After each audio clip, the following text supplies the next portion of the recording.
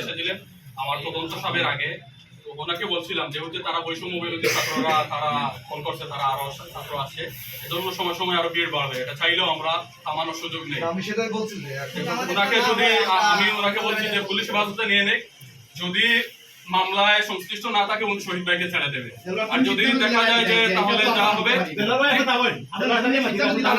আমি এনলের মাত্র আপনার অসুবিধা আছে।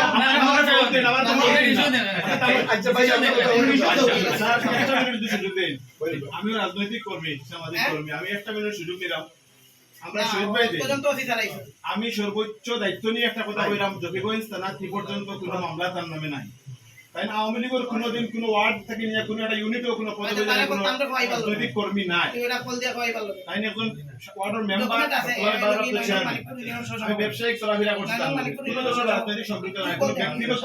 কোনো আক্রোশ থেকে যদি কেউ রাজনৈতিক কর্মী ট্যাগ দিয়া মামলা আসামি ছাড়া এজাহারভুক্ত কোনো আসামি নাই, এইভাবে যদি মব ভরিয়ে ধরিয়ে দেওয়া হয়, এটা আমরা সব রাজনৈতিক কর্মী কেন বিভিন্ন দলের আমরা সবার লাগে এটা একটা